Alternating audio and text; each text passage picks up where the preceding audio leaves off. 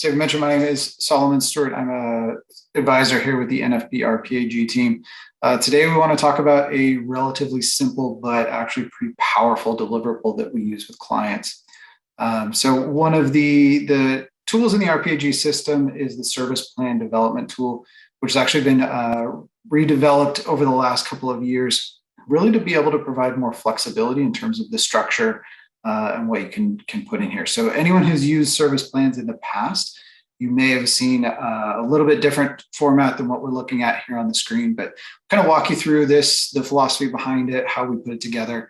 And then after I kind of take you through the overall deliverable from the client perspective, Luke will show us how to actually build that within the portal.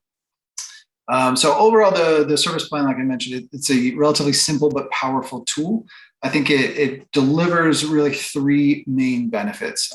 So for one, I'll say I present this to clients in every single meeting. So part of what it does is it lays out the roadmap for our clients, right? They can see what's coming. They can understand, what meeting are we going to talk about next? What have we already done throughout the course of the year? And what might be coming up, both in the upcoming year as well as a few years down the road as well. The other important aspect that this brings is it's a reminder to the clients of everything that you do. So not just the things that you maybe have done, but also things that are available in the future. And you'll see as we go through the structure of how to build it, you can build custom pieces in here. So there may be things that aren't on this service plan that you want to highlight for clients that you do or make available that you can also include in the service plan to remind them of it. And then the last component of it is it's really good for agenda building. So every time I go to create an agenda for an upcoming client meeting, first place I go is the service plan to take a look at, okay, what topics are we slated to talk about this quarter? Keeps me organized, keeps me on track. Sometimes there's flexibility to move things around depending on time constraints and things like that. But overall, it's a really, really good starting point to take through with clients. So I'll walk you through kind of the general components of it, what some of these specific services mean, how we talk about them, how we deliver them to clients. But overall, the idea is to keep this relatively high level today. So the first thing that you'll notice on here is really the color coding. So the color coding is designed to break up the different service pieces into different categories. So for example, over here on the right, on the left-hand side, we've got the green boxes, annual goal setting and total retirement review. These are really the long-term strategic planning types of topics that we go through with clients. The fiduciary investment review and fiduciary education and best practices, these are the pieces that I will have included on every single meeting. So if I meet with a client 4 times a year, we're going to have 4 instances of both of these. We always want to show clients that we're doing both the investments as well as some level of fiduciary coverage every quarter or every meeting. The light blue boxes down over on the left-hand side here are the annual pieces. So once a year, we're going to make sure we touch on all of those various topics. And then the blue over on the right-hand side is really the rotating projects. So, I say every 3 years, we're going to do 1 or 2 of these projects, and that kind of lays out the roadmap a number of years down the line. Anything that is in orange here is participant resources. The newsletters and memos is in green, and then client advocacy down in red. So, I want to kind of draw the client's eye to some of the various things that we do in each category when we deliver them, how frequently we deliver them, and who they're targeted at. So as we go through these kind of one by one in terms of what the deliverable is, I'll explain that and kind of how we put it together, how we talk about it. So we'll dive in with the annual goal setting. Exactly what it sounds like, right? The idea is spending some time with the committee to say, what are your goals and priorities over the next year? So I typically try to position this service at the end of a year or at the beginning of a year. Really just it's a good timing, as we roll into 2022 already, clients are kind of thinking about, hey, what do we want to focus on? Where are budgets?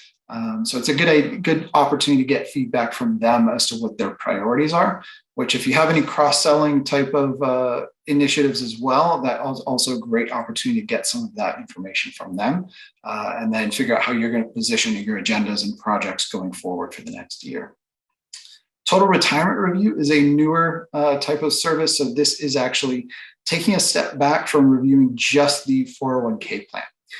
So as we talk about this with clients, it's really around the idea of there are more moving pieces and more vehicles available to help participants get to a successful retirement.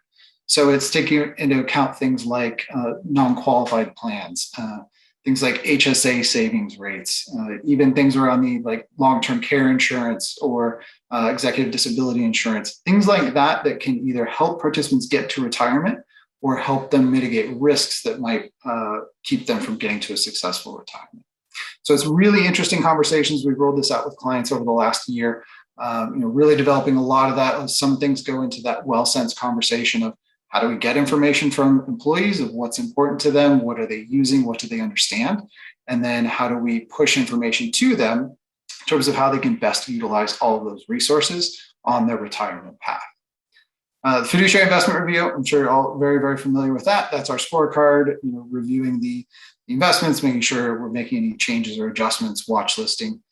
So I won't spend much time there. Fiduciary education and best practices. This is a very broad term that we can really fulfill in a lot of different ways. So it can be the fiduciary fitness education modules that we offer through the portal. It can be something as simple as a regulatory update. There's a lot of different things that you could put in here. Typically, I will make sure I'm covering a litigation update or a regulatory update at every meeting. And then there's a newsletter, the Fiduciary Hot Topics, that does come out. That's also available to help you address some of those conversations. As we get into the more annual projects over here, plan governance review is something that we've added as a really specific item. So taking a look at things like the investment policy statement. Is it signed? Is it in place? The delegation from the board of directors or ownership to the committee charter. What's in place? What's available? So we do have templates available if your clients want to go through that. But really making sure that we're checking in on that at least once a year. Participant demographics. This is something where either we'll have the record keeper present it when they come in, or there's tools in the RPAG system where you can enter in participation rates, you can enter in savings rates, all of that good stuff to really make sure that we're checking in on that once a year with plan sponsors. The fee component is a very, very important piece. So fee comparison and fee structure review really is one conversation, particularly for plans where they maybe have a levelized fee structure, or you want to talk about moving from a revenue sharing structure to a fee levelized structure.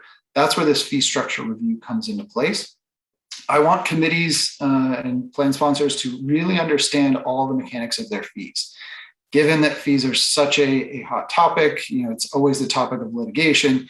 We want to make sure that they understand what their fees are, how their fees are structured, what the level is, and who's getting paid what across the plan. So from a transparency perspective, from an educated plan sponsor perspective, fee structure review is very, very important.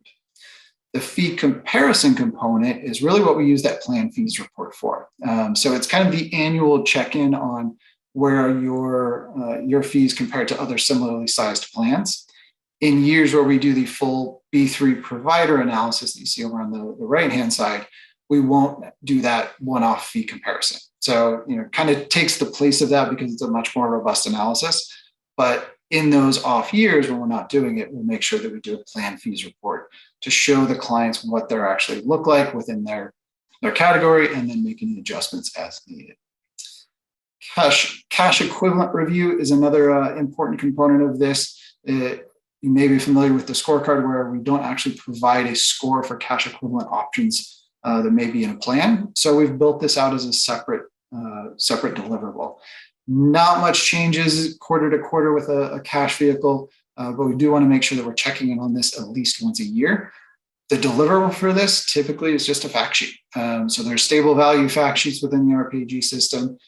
For something like a guaranteed investment contract, a lot of times I'll go to the record keeper, talk about the liquidity restrictions, talk about the rates of return, anything that might be different. So if there's floors on it from a GIC perspective, talk about credit risk or anything like that from a stable value perspective, really just as a way to document, hey, are we taking a look at all of the key moving pieces on our cash vehicle at least once a year. And as we move over on the right-hand side, I mentioned we've got these rotating projects here. I think I noted that it's important to kind of give the clients a roadmap, right? I want to want them to look at this and say, oh, okay, we want to keep you around at least for another couple of years. Look, we're doing a target date fund fit analysis in 2024. Let's look forward to that. Let's keep that on the radar. So the provider analysis, I think you're probably pretty familiar with that. That is that live bid RFP for the record keeper services. It's also a good time, particularly with larger plans, to do what we call the share class review. So that is simply a look at what share classes do they have in place, given their fee structure, and are they either the most efficient share classes or are they the zero rev share classes? When you get to with larger plans, it's also worth taking a look at, hey, do we have CITs that are available? Even with across the RPAG offering of those CITs, you might be able to have some existing managers. Maybe you're using their 40 Act fund, the regular mutual fund version, and you can lower fees with the CIT. Excellent opportunity to talk about that and bring those CITs to the client's attention. The plan design analysis is a newer one as well. Historically, when we've talked to clients about plan design, it always seems to be relatively ad hoc. But I wanted to formalize this when we're speaking with clients. So at least once every 3 years, we're going to sit down and we're going to talk about how your plan is designed. How is it competitive with what else is out in the market, with competitors, with similarly sized plans, best practices. We even get into things like the administration to say, hey, what can the record keeper be doing that they're not doing now? So maybe they're not approving loans and the committee's underwater with all the loan requests coming in, something like that. So it's a good opportunity to review that stuff, maybe take some tasks off the committee members' plates and put it somewhere else with the record keeper. Another kind of interesting approach to doing this, I've actually brought the adoption agreement into meetings before. A lot of the committee members have not actually really gone through the adoption agreement. So some of your day-to-day contacts, maybe the trustees on the plan have seen it before and gone through it, but bringing that document into the committee meeting, sometimes a little dry, but I think it does give the committee a little bit more familiarity and understanding of what is available, what's in our plan, what are some of the options, maybe boxes that are not checked in that document. The target date fund fit analysis is obviously a very important component of what we do. So getting back to the DOL's 2013 tips, not only are we making sure that clients have the right glide path at the outset, we want to make sure we're checking in on that every 3 years. So it's built into the service plan. There's a tool in the RPAG system that lets you really go through this and create this deliverable in just a few minutes. So it's very nice to have, if you're talking about FlexPath or something like multiple glide paths, it's a good opportunity to remind the committee of what's in there, why they have that, why they've selected it, and what the value proposition overall is for it. So those are kind of our bigger projects in terms of timing. You'll notice that these are all slated for November, along with kind of our annual projects. The way that I structure a meeting overall throughout the year is I'll typically have one meeting throughout the year be a little bit longer. So obviously more agenda items on this one. Again, you can certainly move these around to different meetings as you have room on the agenda, but I try to have kind of a more robust meeting and then our maybe quarterly check-in meetings as these come up. The next section in the orange is really for participant resources, right? We don't just want to remind the committees of what's available for them, but what are we doing for their participants? Right at the top, WellSense financial wellness. So articles, everything financial wellness is becoming a very, very big topic, a big component of benefit offerings. If nothing else, if the client has retained us for WellSense services, we'll put in here what that's looked like. We'll actually put a new service in here called WellSense employer reporting, where we actually come back to them and say, here's what your participants are saying, here's what we've understood, here's kind of the analysis together. But for a client that doesn't have WellSense, this is a reminder to them every single meeting that, hey, we have this option available. Let's talk about it. If there's something, if you're getting requests from participants, if you're seeing more people leaving, we're talking about the Great Resignation right now, financial wellness can be a big component in terms of trying to retain your employees. The employee meeting section is really just about kind of that classic 401k employee meeting. So the group meetings, the enrollment meetings, the one-on-ones, whatever your resources or offerings are there, that's really designed to capture that one. A lot of clients with us have really specific times. So hey, we always like you to be on site in April and November. I'll put that in here for the target months, and then also show when they're delivered on the right-hand side of the column as well. The participant helpline is something that we have here at NFP, which allows participants of our clients to call in with questions. If you offer anything similar, it's, again, an important time to remind clients that you have that available and that you can promote that out to their employees as well.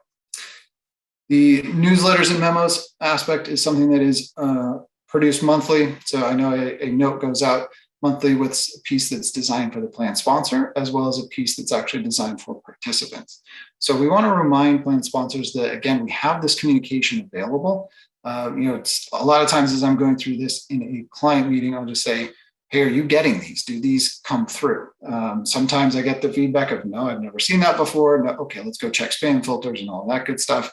But overall, it's a constant way of providing communication back to your plan sponsor and ultimately to their participants as well. The last piece with client advocacy is something that it's fuzzy in nature, if you will, but a lot of clients tend to forget that we do a lot of things behind the scenes. It's not just the service plan. It's not just the participant communication. It's all of those emails that happen in between meetings. Whenever something comes up with the record keeper and we're going out and talking to the record keeper and saying, hey, let's fix this, or maybe there was an error, an automatic enrollment error or something, we provide some guidance of how do you get that fixed. We're really there to solve their problems and be their advocate whenever it's needed. So we highlight that. We want to make sure that they're aware of that. We want to make sure that the overall committee members are aware of that and not just our day-to-day contact. You probably have a lot of similar situations where I do, where we work very, very closely with the day-to-day contact, but only see most of the committee members once, twice, 3 times a year. So reminding them of that is a very, very important piece as well. One thing that you will see coming out here pretty soon is a tool within the RPAG portal where we can create a letter to remind the overall committees of what we do on that interim basis. So we call it the year-end accomplishment summary letter. So we put it together, send it out to the group and say, hey, here's all the great things that you as a committee and us as your advisor have partnered on to complete for your participants over the last year. So a very, very powerful piece there. Again, I always want to remind clients, if something comes up, come talk to me. I'm here. I'm here to help you. I can't help you if you don't reach out and tell me about it, though. So I generally will spend a couple of minutes on this in every committee meeting. Again, reminding committees of what we're doing, reminding them of what's available, and then laying out the plan overall so that they can know what's coming in future meetings. So with that, I will actually turn it over to Luke, who can show you how to create these in the system and what pieces you have, what options are available. I'm going to go ahead and start off by sharing my screen here, and hopefully everyone can see this here. So with creating the service plan in RPAG, right, just the idea of creating a service plan is about as simple as it gets in terms of the actual mechanics behind it, right? So what I wanted to do here first is real quick show you just how to create a service plan within RPAG, and then we'll get into more of the specific services and how to access some resources through RPAG that can help you deliver those services to your clients. But what I have on the screen here is the client details page within RPAG that I'm sure you've all seen before. This is where all the client specific data is going to be housed within the RPAG advisor login. I'm on a sample client here. And to get to a client service plan, all you need to do is scroll to the very bottom of this page where you'll see these squares, which we at RPAG refer to as plan cards. These just symbolize the individual plans underneath a client as a whole. And if I want to see a particular plan's service plan for the upcoming year, I'm just going to click View Plan in the top right here under Sample 401k. It's going to take me to my sample client page here. We call this the plan details page. And then I'm going to scroll down to this section that says service plan. And for 2022, I haven't created a service plan quite yet. And so we have a couple options here to create that service plan. We can either hit this copy previous button, which is basically just going to take all the services that we provided in 2021, copy them to the 2022 timeline, and then all we need to do is fill in the dates that we're actually going to deliver that service. Or you can kind of start from scratch and create your own service plan by clicking Create Service Plan here. And now you can start from scratch if you're an experienced advisor and you want to say, hey, here's kind of my service template for, plans of certain sizes, or if you have different service tiers, maybe an A, B, C, or gold, silver, and bronze tier. You can create templates right from this screen to easily populate all that information. But if you're kind of starting from scratch and want to know, hey, what's RPAG's ideas for best practices for a plan, let's say between $5 and $10 million. What you can actually go to do here is under RPAG templates on the left-hand side. Click on this drop-down menu, and you'll see some templates that RPAG has created for you as advisors to utilize, where we've recommended some services to provide for plans of different sizes. So I'm going to click on the $2 to $5 million here and just show you kind of how that populates. We click on the $2 to $5 million template, and what it's going to do here, it's going to populate all of the services that we have underneath here and how frequently we want to deliver those services. But let me go ahead and pull this up here. So now we just got into, hey, how do we create the service plan? But let's go into those services that Solomon mentioned while we were going through all of that and kind of where in RPAG you can access resources to deliver those services. So the first piece here that we'll talk about, and just to give you all an overview, this is kind of the different sections I'm going to hit here. And just as a reminder, I'm going to send a follow-up with all the slides that we have today. I'm going to send a follow-up with a completed service plan that Solomon showed so that you have that as a reference as well. And by the way, at the end here, I'll have all my contact information. So if you have any questions after the fact here, please don't hesitate to reach out. But let's go ahead and get started here with goal setting, right? Solomon touched on how important goal setting is. And I think as we move forward in our industry, especially with how specific each client situation is going to be, some folks are really heavy into the 401k plan and are really place a huge importance on the benefits that are going to be available through their plan. But you as an advisor need to kind of diagnose what's important to this particular plan sponsor and figure out where you as the advisor fit into those concerns. So whether you're approaching a prospect who maybe their fees aren't very competitive right now, maybe the record keeper is charging them too much, or the structure is off, maybe their investments are competitive, maybe they're having some regulatory problems. There's tons of different places that you as an advisor can fit yourself into to help alleviate some of these concerns. So really the first piece of servicing a client or a prospect is going to be listening to them and kind of diagnosing their issues to figure out, how can I help this retirement plan succeed? How can I drive these participants to a more positive financial future?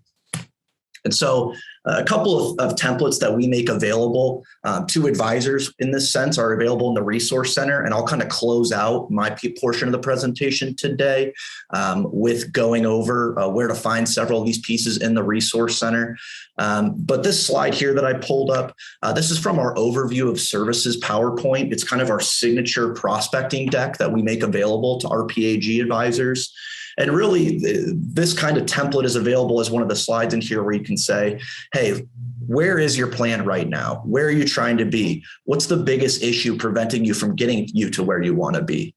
So we have, kind of presentation content like this in the Resource Center. We also have this neat goal setting template, which again is found in the Resource Center, and I'll point that out in a second. But this goal setting template is very helpful for our advisors like Solomon, doing that initial meeting, maybe on the onset of a new client relationship, to figure out, kind of run the plan through an MRI machine, figure out where are the pain points with this plan, what kind of action steps can we take to get to that desired outcome for this plan. So this goal setting template is available on the RPAG Resource Center as well. And then let's get into kind of the servicing your clients portion. So as pretty much everyone on this call knows, right? The RPAG service model is incredibly robust, and we don't look at retirement planning through the narrow lens of just investment analysis or just fee analysis. We want to take a holistic approach to servicing a retirement plan using all of these kind of metrics that we see on the screen here.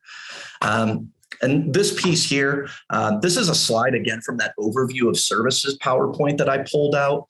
I really like this slide just because I'm kind of a visual person myself. And I think this and a lot of other slides within that overview of services does a great job of communicating what you as an RPAG advisor can deliver outside of the traditional 401k advisor.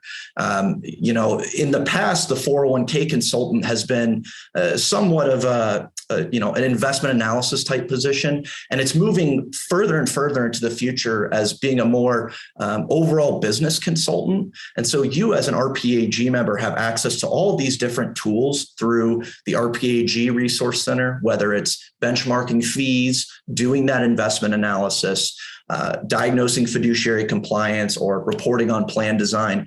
All of that information and all of those resources are directly at your fingertips through RPAG. So one of the ways that a lot of our advisors are successfully diagnosing kind of what's important to the participants of their plans, as Solomon mentioned, is WellSense, which is the financial wellness engine that's baked directly into the RPAG advisor portal. Without spending too much time here, if you don't know about WellSense, essentially what it is, it's an all-encompassing end-to-end financial advice program that, again, is baked directly into RPAG. And really what it is it's an entire toolkit for you as the advisor to use to efficiently and scalably meet with participants one-on-one, deliver them action items, drive those participant outcomes, and then do employer level reporting.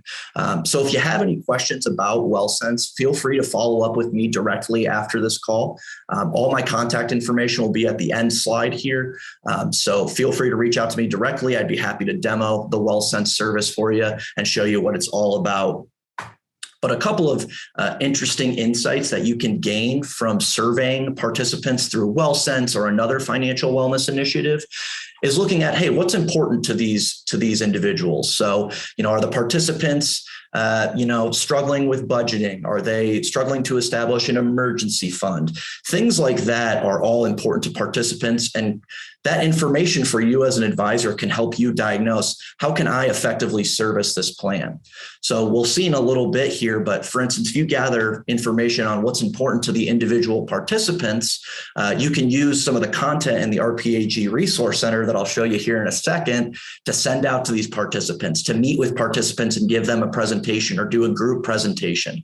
For instance, student loan debt, right? College savings, 529 plans. That's kind of a hot topic, and I don't see that going anywhere in the near future. We have tons of presentation and one-pagers that are geared towards participants in the RPAG Resource Center that you can download as an advisor with just a click of a button and send out to them. So gathering as much information as you can on a plan and their participants is really key to help utilizing RPAG to its greatest ability. The more information that you have as an advisor about your participant base for your clients and prospects, the more effective you can be.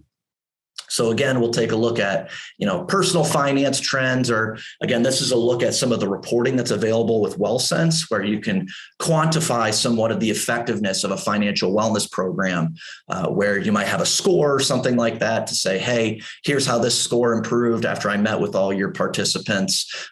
Here's what I recommended as action steps to your folks. Things like that. So on the participant level, RPAG has tons of different resources that you can utilize to efficiently service those participants.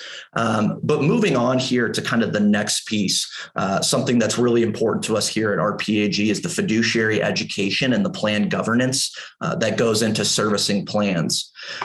So for folks that are on this call that are RPAG members, I hope that one of the resources that you utilize most often at RPAG is our team of in-house former ERISA practicing attorneys that we have on staff here. That team of former ERISA practicing attorneys is a great resource that's available to our advisors to utilize to reach out with any sort of compliance or legal question to say, hey, what's the letter of the law here? My compliance asked me this question. I'm not really sure what the next step is. Can you give me some guidance here? That ERISA team is fully available to RPAG members through our support at rpag.com email inbox. And one of the other services that ERISA team provides is the Fiduciary Fitness Program, which is RPAG's proprietary fiduciary compliance and governance program. If you're not familiar with the Fiduciary Fitness Program, again, this is all baked directly into the RPAG Resource Center, which I'll close out with.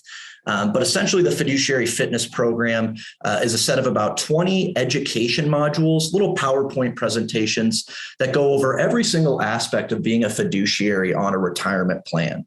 So, for instance, choosing a service provider, maintaining your fiduciary file, selecting investments, any sort of kind of procedural thing that a fiduciary on a retirement plan will go through. The Fiduciary Fitness Program has a presentation or kind of module to go through to make sure that you're meeting all of the ERISA compliance that's necessary. With those education modules, we also have corresponding documentation modules or kind of action items that correspond with each of those tasks. So, whether it's, hey, here's a little bit about ERISA 404C, for the education module, the documentation module will be a corresponding ERISA 404C checklist that you can go through with your client. So all these education modules have corresponding documentation modules that you can deliver as a standalone service to your clients or in accordance with, maybe a fiduciary investment review or a plan review or something like that. And I see a comment from my friend, Monica Garver, fiduciary fitness rocks. I totally agree, Monica.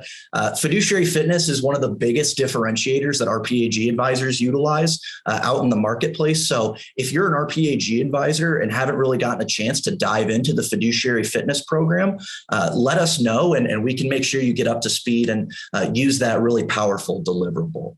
But again, just a couple other closing pieces for the fiduciary compliance and plan governance thing. So for plan governance in that RPAG Resource Center, we have tons of sample documents and templates that you can utilize to leverage RPAG with your clients. So for instance, we have, sample committee charters, sample IPS templates, automated meeting minutes, a virtual fiduciary file called the fiduciary briefcase. If you're not using that, it's kind of a cloud-based storage system that plan sponsors will have access, 24/7 access to any sort of important document on their retirement plan. So if you have any questions about these, please feel free to reach out. And then in correspondence with that with the Fiduciary Fitness Program, we kind of have this fiduciary diagnostic deliverable here. And essentially what it is just an overview of the Fiduciary Fitness Program where you can track your progress through the Fiduciary Fitness Program with each of your clients. You can add comments, you can add whether it's been uploaded or not, et cetera. So we really have something for you every step of the way to deliver that fiduciary compliance and governance. And then kind of taking a step over to the plan design portion, right? Getting into more of the plan level data, kind of stepping away from participants. Plan design, obviously, is something very important to report on. And one of the interesting things that I've seen from my perspective here, working on the advisor service team here at RPAG, is that in the past, we've seen more of a segmentation of different types of deliverables from advisors to plan sponsors. And what I mean by that is that, an advisor in quarter one would deliver a fiduciary investment review. In quarter two, they might deliver a plan design review. In, Q4, they might deliver a fee analysis. But what we're starting to see more and more with especially RPAG users with how connected all of the resources are is kind of a blending of all of those features. So let me go ahead and pull up the RPAG site real quick here. I'm going to pop on over to the plan design section here. And one of the things I want to point out is that within this plan details page in RPAG, again, this is where the service plan lives that I showed you a little bit earlier. At the very bottom here, these little teal squares, this is where you can store not just your investment and fee information, but also any demographic info or any plan design information. And one of the nice things with that plan design info when you're creating those reports is that if you have the plan design information stored within RPAG, what I did here was I just opened a fiduciary investment review, which is, again, kind of the signature investment due diligence report that RPAG advisors offer to their clients. And again, this fiduciary investment review, as it's called, it was originally intended to be more of a just a strictly investment analytics report. But what we've seen more and more is advisors will be incorporating more and more of that of different plan information into these investment review reports. So if we scroll down here, so this report layout here on the left-hand side, this is all the individual pieces of the report. So each of these little modules here is going to be, hey, if we want to edit the title page, we can click on title page here.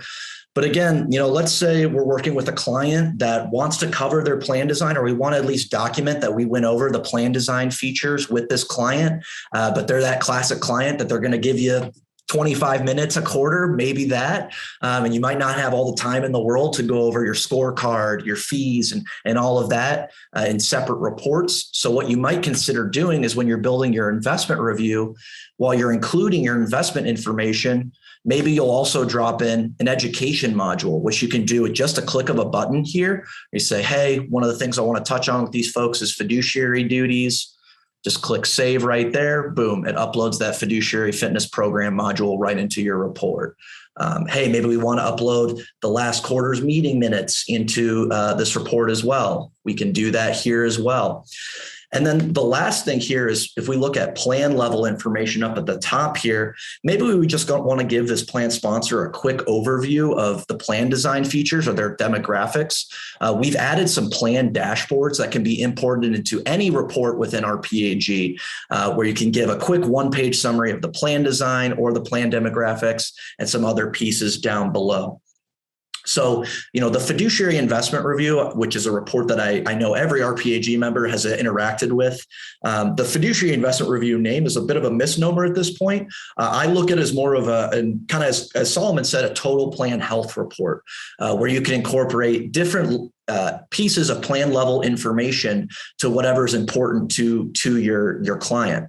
And again, I had a question in the chat a little bit earlier here that I want to quickly address here. One of my friends, Dan Kinney, in the chat mentioned that he had a hard time finding the quarterly fiduciary legal briefing. Within building reports, if you go under the plan level tab here, you can actually add that fiduciary legal briefing right to your report. So you see it drops it in down below. And again, that's that quarterly legislative update that ERISA team provides for us. So RPAG posts that on our resource center. You can drop it into one of your reports just like that. And then you can even save this report as a template so that next time you're coming in to create a report, instead of starting with, say, an RPAG standard template, making all these changes, you can open this up, this My Template section, and choose Luke's template, and that'll include the education module I want to use, the quarterly briefing, etc. So all that information is going to be in here in terms of kind of creating that report. So with plan design, we have a standalone plan design report called the Fiduciary Plan Review. It's created just like the investment review, but again, it looks more at plan design features. So that's available in the report section of RPAG. And then I mentioned it a little bit before, but as you can see here, especially with having those ERISA attorneys on staff, that documentation is incredibly important to us here at RPAG. And so one of the nice pieces with RPAG is that you're creating all of your reports and your deliverables in one spot. And so if you want to send that out to your clients or your plan sponsors, what you can do is through the fiduciary briefcase within RPAG, you can upload a document to the fiduciary briefcase briefcase with just a click of a button. Say it's an investment review report, or it's a participant memo, any sort of document that you want to upload. You can upload it to that fiduciary briefcase, and then that plan sponsor has 24/7 access to that through their login into RPAG. So the fiduciary briefcase is a great way to communicate with your clients and make sure that they have all the necessary documentation available at their fingertips, in case of audit or if they're gathering their plan info. And then getting into some of the investment analytics pieces, I'm going to buzz through this relatively quickly because I think if there's one thing that folks know about RPAG, it's our investment methodology and our scorecard. But I wanted to include this snapshot of our investment due diligence. This is, again, a piece of that overview of services PowerPoint that I referenced earlier. And I really like this slide because it does a great job of, in kind of a one page, gives a quick look at what is the RPAG scoring methodology, what makes it different, how did we build the process? And so I encourage you to utilize this snapshot if you haven't yet. But a couple of resources I wanted to touch on that Solomon mentioned, target date fund evaluation. So within RPAG, we have several metrics to analyze target date funds and how they fit each individual plan. So one of the things that RPAG utilizes to evaluate target date funds is the TDF risk index that you see here, which basically looks at a couple of different metrics to give the target date series an assigned number based on that risk index. So again, looking at how aggressive, moderate, or conservative a particular series is. And then we also take a look not just at kind of the overall series for target date funds, we look at the underlying funds that comprise that target date series. So target date funds receive both an overall score and what we call a selection score, which the selection score is just the aggregate scores of all the individual funds that make up that target date series. You can see here, this is some of the metrics we use to evaluate those. But in terms of servicing your clients through our RPAG, one of the great resources that we have is the TDF fit analysis and the TDF analyzer. That's available through your main menu in RPAG. And essentially what you can do is either do a custom comparison of, let's take, 3 different target date suites and compare them, using customized metrics here. Or you can use this questionnaire here as kind of a fit analysis to take a look at, hey, what glide path is best for your client? Is it a conservative series? Is it a moderate? Is it aggressive? Is it all 3? So this TDF fit analysis is baked right into RPAG. And one of the other newer pieces we have in RPAG that's really exciting is the stable value analyzer, which can allow you to do some cash equivalent due diligence. Let me pull up RPAG real quick for you. And again, just a quick tip for you folks. If you're ever trying to navigate the RPAG site and having a hard time finding something, my best tip is to always go back to the main menu because you could pretty much get anywhere in the site right from here. So you'll see here under the tools category, we have that fiduciary briefcase I mentioned, a couple of our other third-party resources as well, but you see stable value and TDF analyzer are right here at the bottom. So that's where you can run any sort of due diligence that you need to on cash equivalent funds or target date funds. We also have different pieces where you can take a look at, hey, here's what we take into consideration when choosing a cash equivalent fund like you see here. And then this is just a quick snapshot from that stable value analyzer report where, we're taking a look at 3 different stable value funds here and comparing some of their different metrics. We can also look for stable value funds or cash equivalent funds using criteria that we set down below here. So that's a quick look at that report. And then fee analysis. So getting towards the end here, RPAG has an entire suite of fee benchmarking and fee analysis resources that are available to our members. So the 3 big ones that we have are the RPAG provider analysis, which is our live bid RFP type report, the planfees.com annual fee benchmarking reporting that Solomon mentioned that he takes to his client every year to say, hey, here's your current fees. Here's where they stack up against plans of a similar size. and then 401kplans.com, which is a third-party tool that we have that's available through the RPAG main menu, where you can get small plan proposals in a very quick turnaround amount of time. And so just as a quick overview here, this is more for your reference. The provider analysis, the way I look at it is kind of this page from the report here, where you're saying, hey, our current plan is with provider A, and we want to get bids from provider B, C, and D. So we go out and get all that information and then consolidate it into a report directly into RPAG. That's going to be your most time intensive and information heavy report. So again, this is going to be where you're going to be doing it every 3 to 5 years or so, or on the onset of a new client relationship to make sure fees are in line. So that's your provider analysis. You might also know it as its former name as B3, but that's that report. And then we have the plan fees Prism benchmarking report that's available.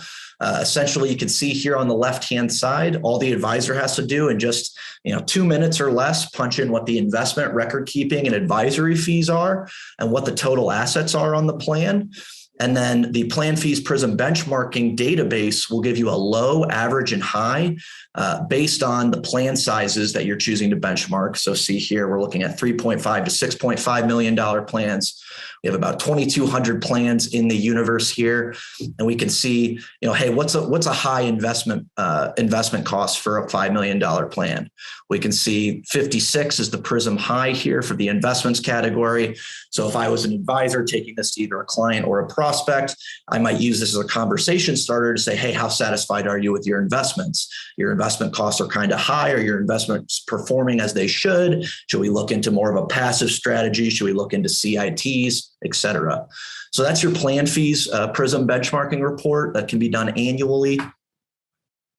And then a couple of questions had come up a little bit earlier here, but on the investment cost side, we have several different resources that are available through RPAG.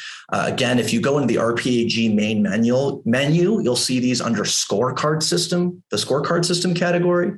And one of the pieces that I pulled up here was our total cost analysis, where you're taking a look at 2 different providers and saying, hey, here's our proposed menu with provider A. Here's the menu with provider B, looking at the cost down below.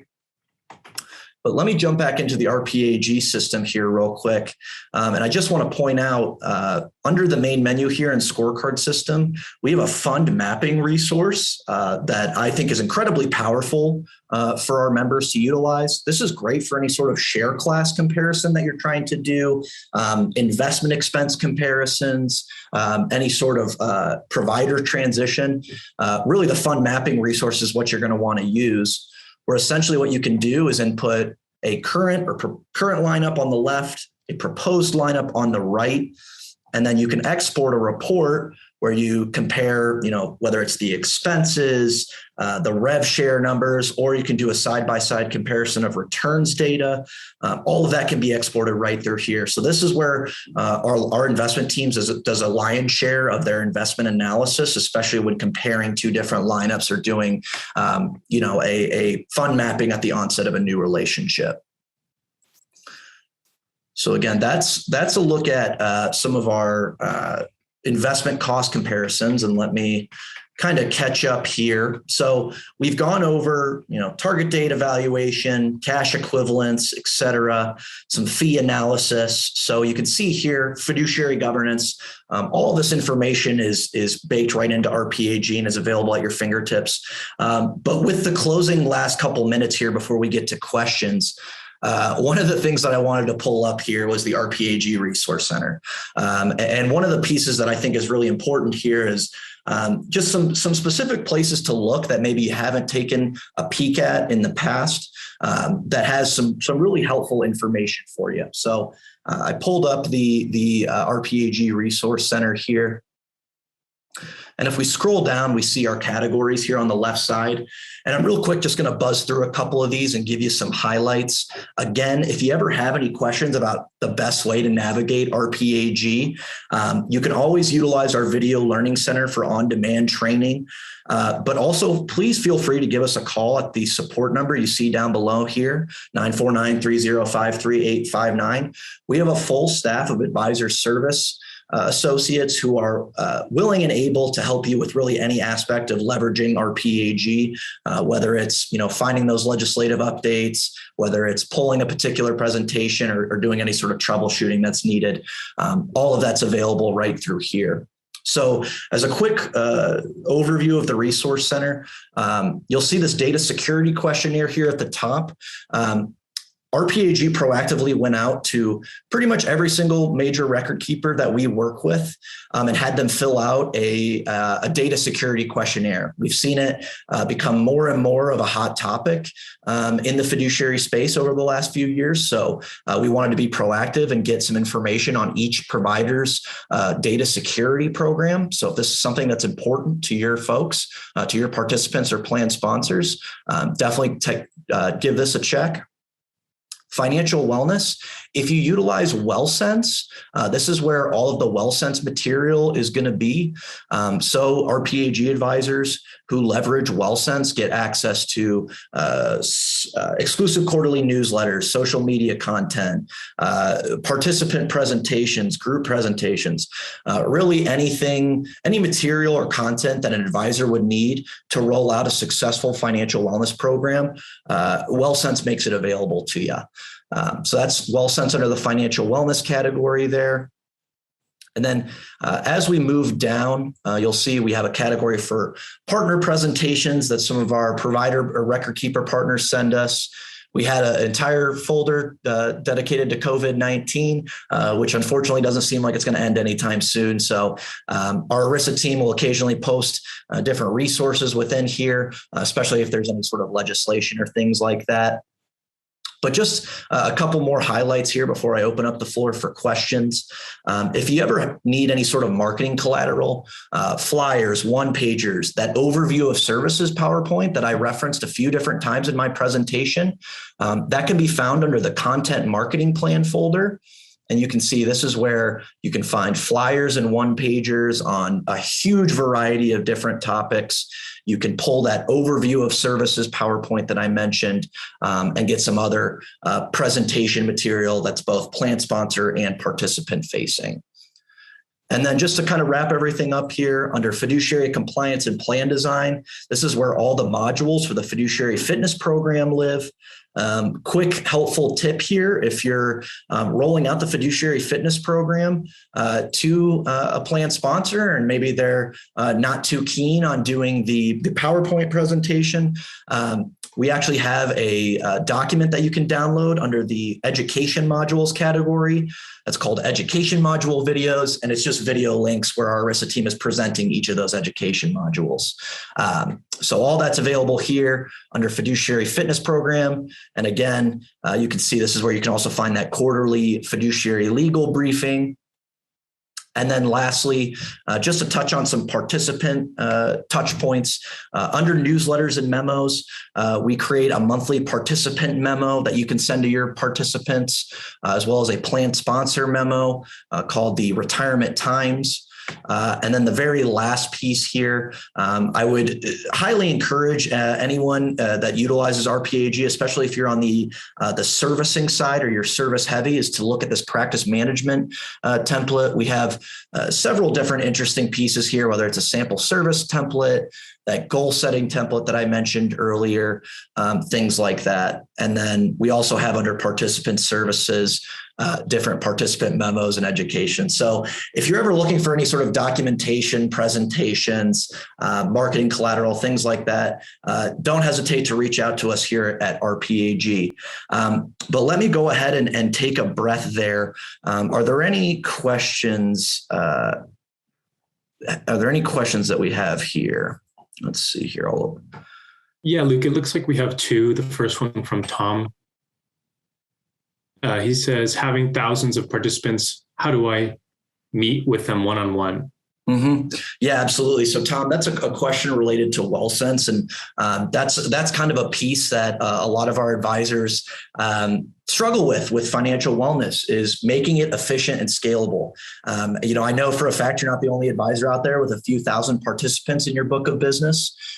So one of the things with WellSense that a lot of our advisors have leveraged is the scheduling piece of WellSense. So without getting too much into it, and Tom, I'd be happy to follow up with you one-on-one here. One of the nice pieces with WellSense is that when you're setting up WellSense for a particular plan sponsor, the scheduling portion of WellSense allows you to set availability for each individual plan.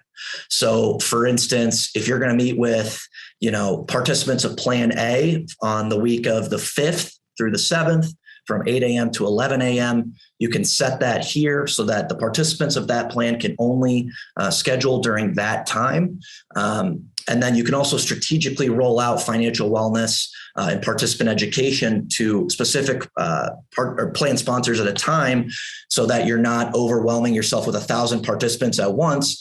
Maybe you're, taking it one plan sponsor at a time, or you're saying, hey, we're going to offer this to 100 participants. With WellSense, we see about a 25% participant engagement rate. So you'll probably have about 25 meetings. So there's a lot of ways to make it efficient and scalable, Tom, and I'll make sure to reach out to you afterwards so we can take a look. It looks like we have another one that came in, Luke. Is there a piece on 401k plans that analyzes features of plans of certain sizes?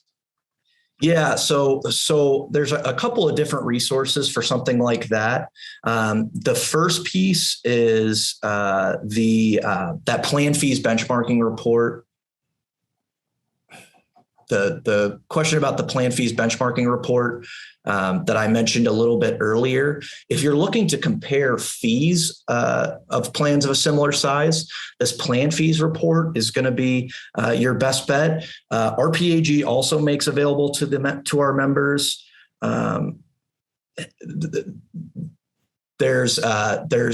We have plan sponsor industry reports that are more focused on plan design aspects.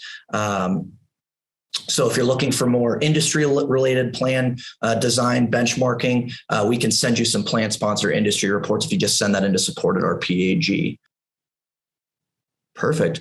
All right, folks. Well, I want to say thank you again for taking the time to meet with us today.